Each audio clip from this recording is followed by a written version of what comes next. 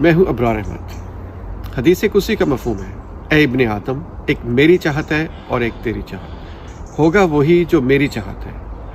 بس اگر تو اپنے آپ کو اس کے سپرد کر دے جو میری چاہت ہے تو میں تجھے وہ بھی دے دوں گا جو تیری چاہت ہے،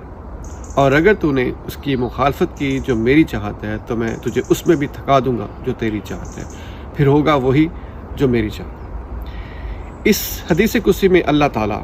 ابن آدم سے، بندوں سے مخاطب ہو کے کہہ رہا ہے کہ اے بندو، ایک تمہاری چاہت ہے اور ایک میری چاہت ہے، تم بندے ہو، تمہیں میری بندگی کرنی چاہیے، میرے دیے ہوئے اصولوں پہ عمل کرنا چاہیے، میرے دیے ہوئے حکموں کو ماننا چاہیے۔ اگر تم ایسا کرنے میں کامیاب ہو جاتے ہو تو میں تمہیں تمہاری چاہت بھی دے دوں۔ بیسیکلی اس حدیث پاک میں اللہ تعالیٰ بندوں کو چیلنج بھی کر رہا ہے اور وارن بھی کر رہا ہے کہ اگر تو میرے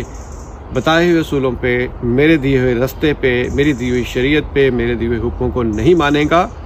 تو میں تمہیں تھکا بھی دوں گا اور تمہیں تمہارے ارادوں میں ناکام بھی کر دوں گا، اور پھر تم واپس میری طرف کے ہی لوٹ کے آؤ گے۔ تو بہتر یہی ہے کہ میری بندگی کرو، میری چاہتوں پہ عمل کرو، اور جب تم ایسا کرو گے تو انعام و اکرام میں اللہ تعالیٰ کی ذات انسان کو کہہ رہی ہے کہ میں تمہاری خواہشوں کو بھی پورا کر دوں گا۔ یہ بات ذہن میں رکھیں کہ اللہ تعالیٰ کی ذات ہمارے لیے بہت مہربان ہے۔ ایک ماں اپنے بچے کے لیے اگر برا نہیں سوچ سکتی تو میرا اللہ جو 70 ماؤں سے زیادہ پیار کرتا ہے، اپنے بندے کے لیے کبھی بھی برا نہیں چاہ سکتا، کبھی بھی برا پلان نہیں کر سکتا۔ ہمیں اللہ تعالیٰ کے بتائے ہوئے رستوں پہ، بتائے ہوئے اصولوں پہ زندگی گزارنی چاہیے، اللہ تعالیٰ کے احکامات پہ عمل کرنا چاہیے، اور اپنی آپ کو، اپنی شخصیت کو، اپنی ہستی کو اللہ کی حکموں کے آگے سر تسلیم خم کر دینا چاہیے، اپنے آپ کو سلنڈر کر دینا چاہیے، اپنی عاجزی کا اظہار کر۔ ہم بندے ہیں اور بندگی ہمارے لیے بنی ہے۔ اگر ہم ایسا کرنے میں کامیاب ہو جاتے ہیں تو اللہ کا وعدہ ہے کہ وہ ہماری تمام خواہشات کو، ہماری چاہتوں کو، ہماری ڈیزائرز کو بھی پورا کر دے گا۔ اور اگر ہم ایسا نہیں کریں گے تو پھر ہم بھٹکتے رہیں گے، بھولے رہیں گے اور تھکتے رہیں گے۔ اللہ کہہ رہا ہے مان جاؤ ورنہ تمہیں تھکنا پڑے گا اور پھر میری طرف ہی لوٹ کے آؤ گے۔ آپ نے دیکھا ہوگا کہ موسی لوگ جب بھٹک جاتے ہیں تو پھر